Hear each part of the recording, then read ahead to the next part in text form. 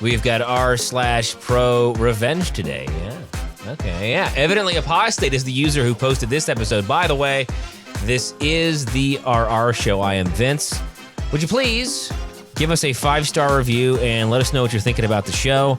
And you can always see the links to the posts if you want to share them and share this episode. Just go into the show notes. We link all of the original stories too, and we're very grateful for all of you who post these delightful episodes and make our lives more entertaining and fun. So yes, r/ProRevenge, user evidently Apostate, and he's got this episode today. I'm just rolling out the red carpet for him. I love you, bud, but I'm cutting your throat.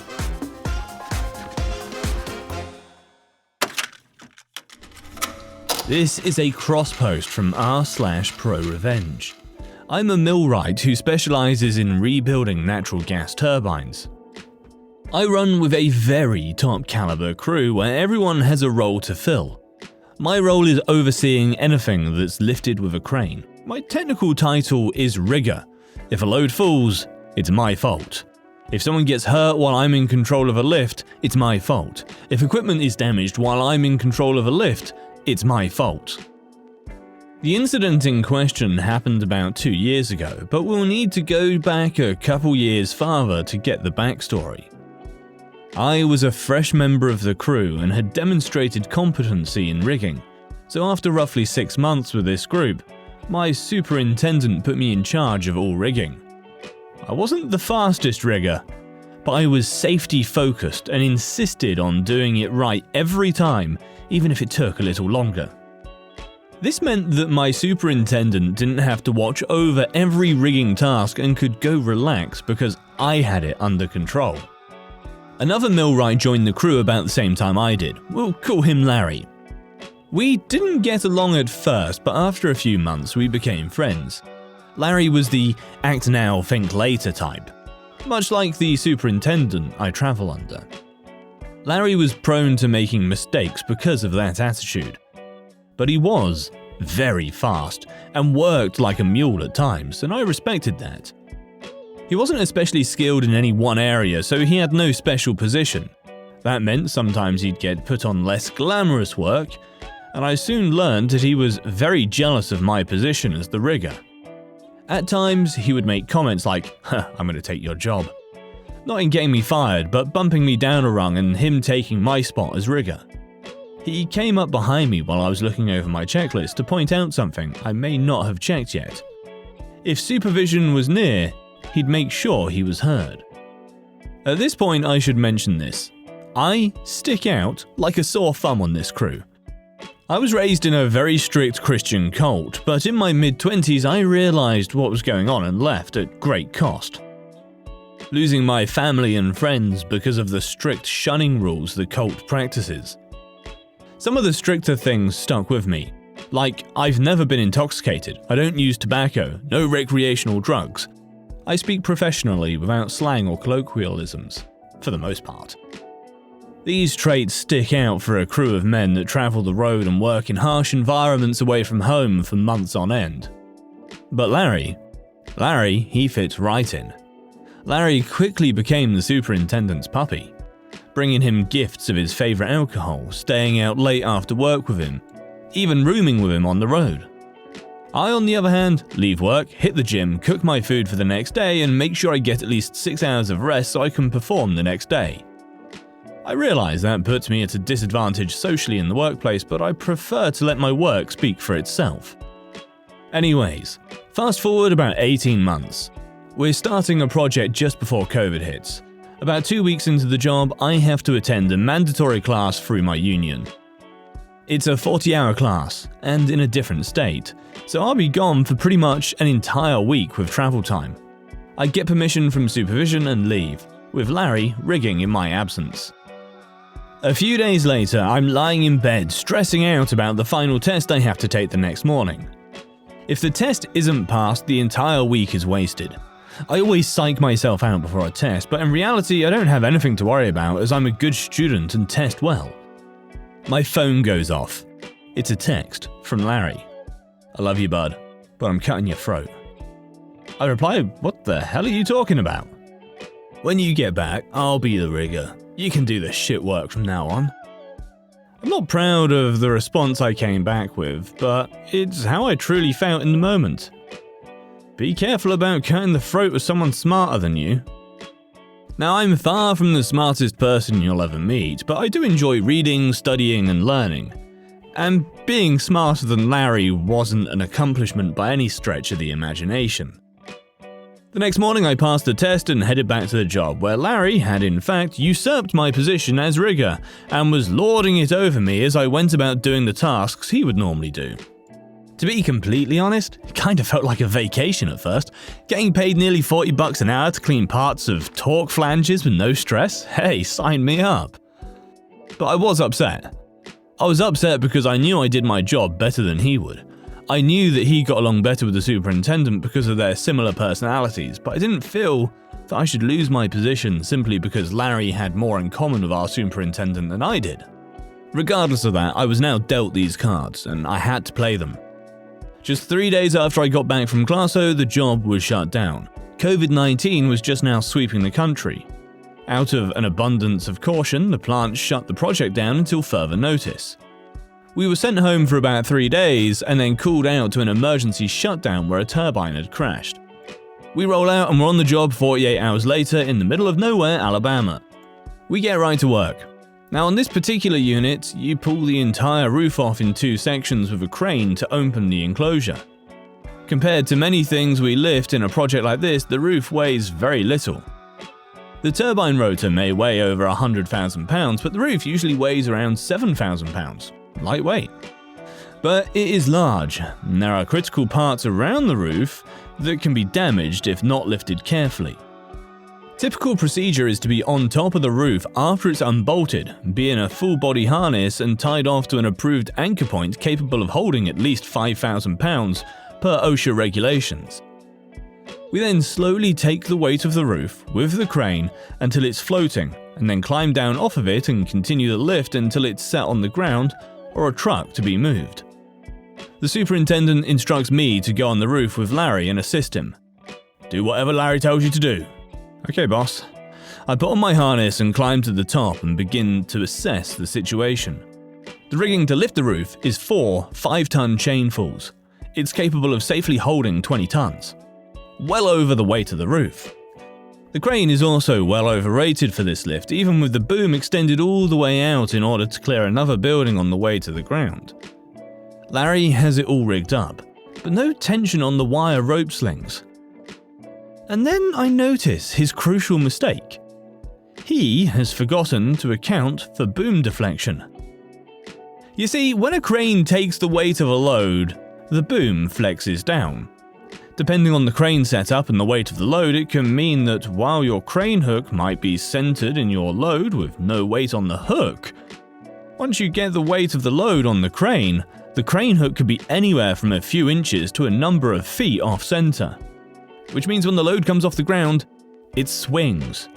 Swinging is bad. Always. Enough weight swinging could tip the crane.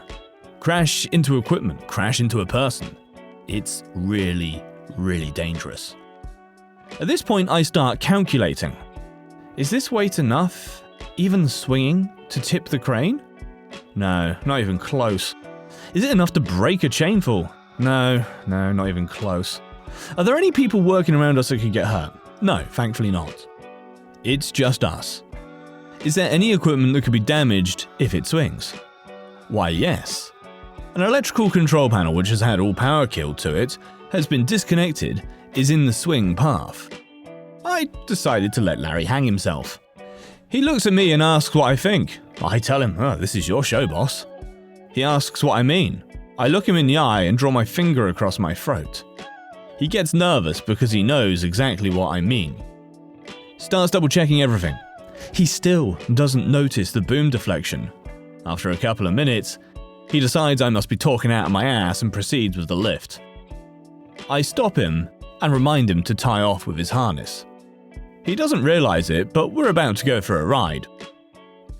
Generally when I'm rigging, I first find out what the thing I'm rigging to weighs. It's a vital piece of information. If I know what it weighs, I can have the crane operator track how much weight he has on the crane, and I'll be able to know when the object should start to pick up.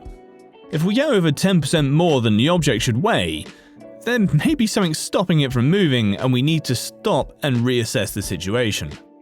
Rigging could fail, the object you're lifting could jump into the sky, all kinds of mayhem may ensure if a hidden bolt holding something together breaks because you use too much force to lift it. I ask Larry if he knows how much the roof weighs. He doesn't. I do, but I don't tell him. He starts signaling the crane to slowly hoist up. The operator complies and starts lifting. I'm watching the boom get pulled more and more off-center. We're probably 2 feet from the center of the load at this point, meaning a swing that could travel nearly 4 feet. I stop Larry and ask him to see how much weight is on the crane. 11,000 pounds. 4,000 more than what it should weigh. This roof is in a bind because we're not picking it straight up, but at an angle. It's either not going to move or we're about to fly. I brace myself. Hoist up, slowly, Larry calls over the radio. Boom! The whole roof shoots a good 2 feet into the air and swings wildly towards the control panel. Larry and I are taking a ride like pirates in the crow's nest in a hurricane. We crash into the control panel, bending it over at a 45-degree angle, destroying most of its components. People start pouring out of the nearby trailers to see what the commotion is all about. The crane operator is yelling over the radio, asking what the hell just happened. I'm smiling. Larry is shaking. He sees me smiling and knows that I knew. We get the roof set on the ground and are met by our superintendent. He is chewing Larry's ass hard. He gets to me and asks why I let it happen. I just say, I did what Larry told me to do, just like you asked. The superintendent's no dummy. He's seen a thing or two and knows exactly what went down. Larry is demoted, I'm reinstalled as rigger immediately. And a few shifts later, it's all smoothed over. Larry and I are actually good friends now. We've been through a lot together and have each other's backs these days. He's now the foreman of our crew and lets me do my thing. Failing your way to the top is still a valid way of progressing in my field, but I'm happy for him. He's actually good at it. And I guess that's all there is to say about that. So, confession time. I remember a few years ago, I was outside of a movie theater. It was dark and there was a crowd, and it was the premiere of Star Wars Episode 1, and yes, I was one of the guys dressed as Darth Vader. So going to the movies for me, it's a fun experience. I have a lot of great memories doing it. And you know what's also great? Saving money. That's where Regal Unlimited comes into play. It is a pretty sweet all-you-can-watch movie subscription pass that pays for itself in just 2 visits. You get any standard 2D movie anytime, no blackout dates or restrictions. And if you want a premium format like IMAX, you get it at a reduced cost. You also get concessions, the non-alcoholic kind, like popcorn, 10% off. So if you're thinking about 2 movies this month, join Regal Unlimited. Sign up now in the Regal app or go to regmovies.com. That's regmovies.com/unlimited. Use promo code RRShowReg. So regmovies.com, that's regmovies.com/unlimited, and use promo code RRShowReg. Darth Vader costume optional. Our next story is from Lex Talionis. Boss tries to use an off-color joke to get permission to fire me. About 15 years ago, I moved across a few states to where my wife was starting her new position as a professor at a local university. We had the first 3 of our 4 children, and while I was going to mainly stay at home to care for them, I wanted at least a part-time job for the extra bucks and whatnot. So I took a full-time position as a cook at a retirement home/care facility in the town we'd moved to. I have a culinary degree and years of experience working in small kitchens and hotels and a previous university kitchen. This was a very small kitchen and had a lot of the hand-me-down practices that have managed to avoid professionalism and efficiency. Basically, whoever ran the kitchen just did what they felt like doing if they thought it made sense. The current head of dietary, who actually hired me, had years of experience, but she was retiring and her position was being taken by a kitchen staff member who was brought into the kitchen from being a housekeeper. She had very little training and no certifications. but was taking the courses as she started the position on the facility's dime. At first, it was very friendly and casual. We all got along fair enough. It was my new supervisor, boss, me, and the main cook, Queen, who had plenty of experience in small-town kitchens, and an ex-truck driver, King, who had no experience but could follow directions and sort of assemble the meals as directed. Our facility director, Big Boss, ran the entire place and all departments. I had a habit of maintaining a professional demeanor whenever I worked, until I could test the atmosphere and relax into whatever environment it turned out to be. I learned from this incident not to do that and always maintain a professional face at work, no matter how relaxed it is because of this incident. After some months in the position, all was mostly fine, but Boss had issues with the way I performed my tasks. I used pretty standard practices for preparing, cooking, and expediting meals that she was unfamiliar with. An example would be preparing meal components during downtime, as residents of the facility would come to be fed. She was used to just standing at the window, waiting for nurses to come and give the names of the residents and their meal choice. Then as the aides cleaned up, she'd rush to prepare lunch. I would come to the window when a nurse approached, but otherwise be preparing food to go into the ovens or stovetops for the impending lunch hour, or prepping food for the next day's meals. This not only managed time better, but allowed me to avoid many snafus and possibly prep something extra for the independent residents who would request something at the last minute for lunch when they came for the morning meal. They had a tendency to just trickle in, and there weren't more than maybe 40 residents in total. One event would be the morning she came in early to do paperwork, and she saw me preparing 4-inch full pans of pork chops to put into the cooler until oven time. She was terribly confused. What are you doing? Pork chops for lunch? But it's breakfast time. Yeah, breakfast is ready in the steam table. But you're supposed to be serving breakfast? I am. As they get here, I give them their breakfast. I've already prepped the veggies and the potatoes. After I get these pans in the cooler, I can start the cake for tomorrow's dessert. But it's breakfast. And so on. This was the start of her trying to change my methods to hers, but almost every time she'd try, I'd resist. At first, she pulled the "I'm in charge" thing, but not often because I had more experience than her and could explain how my method was standard practice or made more sense than hers. She never had a reasonable explanation that what I was doing shouldn't be done other than I don't like it. She really had some ridiculous ideas about how to cook. A few times she would involve the facility head, Big Boss, and I'd get to work to be told I needed to go talk to her. Every single time I'd manage to defend what I was doing and get agreement from Big Boss that what I was doing was professional and acceptable. More than a handful of times, I demonstrated how things Boss expected of me not only weren't efficient, but sometimes skirted or even violated serve-safe and food handling safety.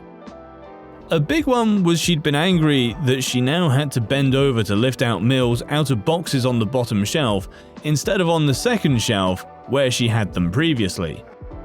Above the shelf, where we had boxes of lettuce and other raw veggies. I'd be told to continue what I was doing, and Big Boss would then talk to Boss, who would stare daggers at me for the rest of the shift. This went on for months until Boss thought she could finally get rid of me through some shenanigans.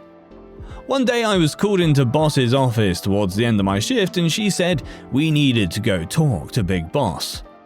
We go together, and Big Boss tells me that Boss has brought to her attention my unprofessional behavior in the kitchen.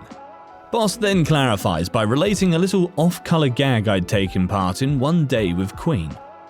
We had been putting away our deliveries, and each of us had one of those 80-20 meat tubes, and on a whim we both started hanging them in front of our aprons and swinging them from side to side, chasing King around in front of the coolers with our meaty dongs. Yes, yeah, it was unprofessional. Yes, it was juvenile. Yeah, it was kinda gross. But this wasn't an isolated incident of tomfoolery, and it was the same sort of play the Boss herself had taken part in. Boss thought she'd finally gotten me, as Big Boss asked me if this had actually happened, and I said it had. Boss starts to explain she can't have that kind of behavior in her kitchen, and it was unprofessional. She loved being able to say that directed at me, considering I'd shown how unprofessional she was previously, and that it was offensive and dirty and blah blah blah blah blah. When she was done and Big Boss looked at me for my response, I apologized and agreed it was inappropriate and I should have known better.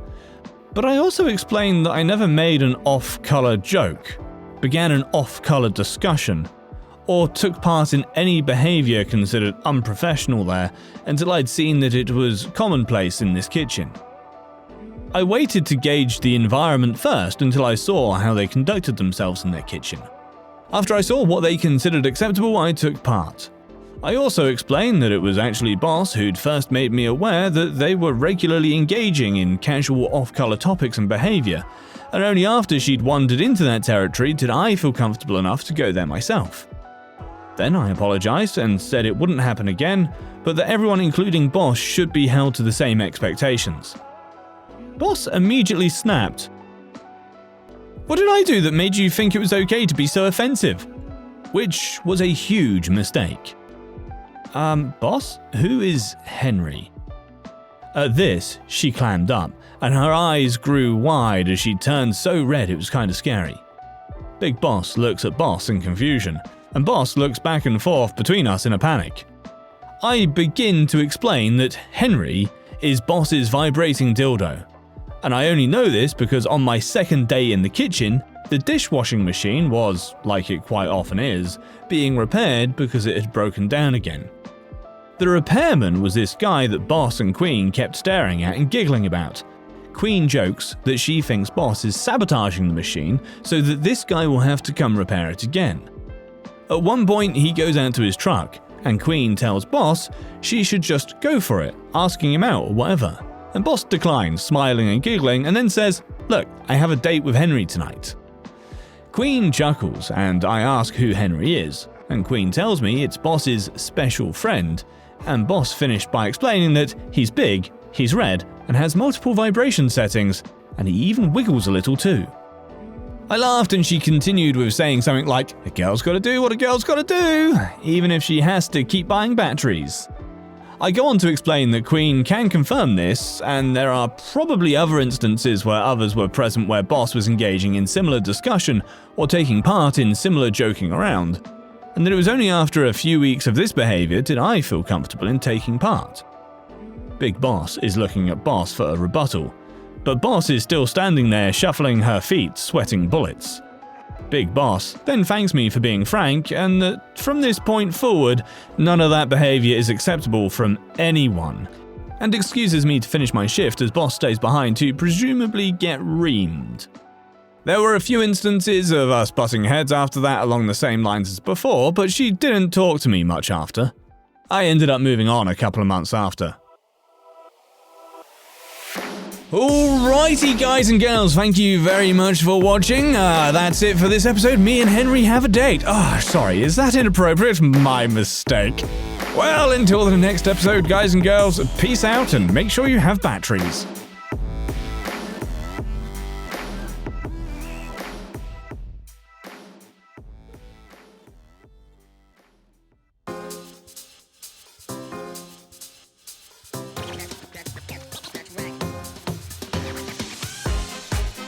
We really appreciate you being with us on today's show.